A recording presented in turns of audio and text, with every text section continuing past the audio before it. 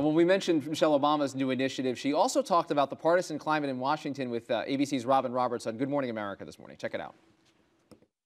You never give up on the possibility of more civility. You never walk away from that, right? You keep your hand held out. You keep that smile on your face. You stay open to the possibility of partnership. And one day, there'll be another hand out there to accept yours.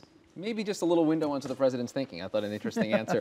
We're joined now by Liz Sidoti of the Associated Press, who is fresh back from Nashville, where she covered the Tea Party convention. And I want to talk about that in a moment. But first, your take on this bipartisanship.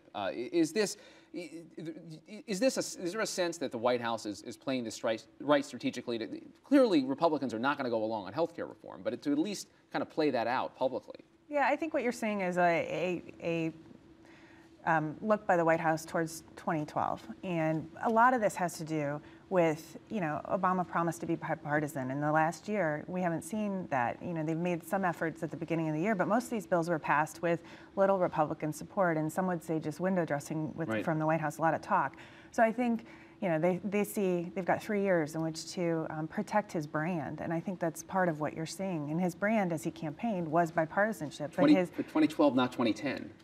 No, I actually think that this is more about 2012, and this is more about the president and his legacy than it is about making sure that Democrats can get elected in 2010. There's nothing that comes out of the White House that's not about 2012. Yeah, but exactly. Liz, but can the president and the White House and Pennsylvania Avenue control this bipartisan narrative, or isn't it largely dependent on the two parties getting along in Congress? Well, I think they can try or say they're trying, but no. I mean, at the end of the day, this is about Nancy Pelosi and Harry Reid and deciding whether or not that they're going to work well. And frankly, Mitch McConnell and John Boehner are deciding that they're going to do more than just say no, that they're actually going to come in and actually present some proposals or be willing to bend. McConnell, Boehner, neither one of them has been willing to bend on. I challenge you to come up with something that they've been willing to bend on in the last year. Liz, let's talk about the Tea Party convention. Yeah. You spent about a week in Nashville. What's your takeaway? I mean, where is all of this energy going? Clearly, there's a lot of it, but is there direction?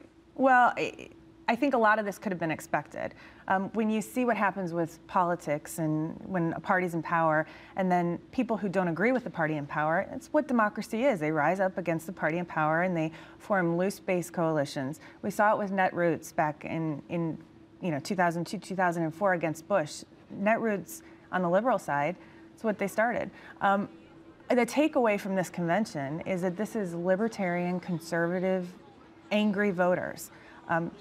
That's the most that you can say about these people. Right. They don't pledge allegiance to either political party. They hate the establishment, and they're a powerful voice. But they're not right-wing nut jobs the way that they're being portrayed. Really? No, these are real people with real concerns who want real change in this country and are going to try to incite real change. Whether or not that happens, we saw limited success with the Netroots during the Bush years and just how much they were willing to get accomplished or just how much they could get accomplished. So I think the jury really is still out on how powerful the Tea Party, and I'm hesitant to even call it a movement. I don't think they've proven that they're a movement. Right. This is a loose coalition of groups, very diverse, but with the three main things in common.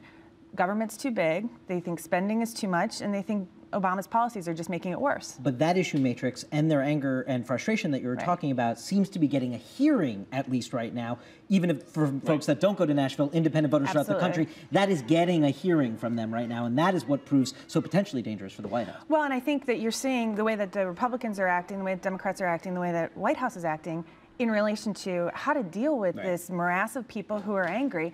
The Republicans are trying to co-opt it and bring them into their fold. Yeah, good luck with that. Exactly. The Democrats are trying to demonize these people.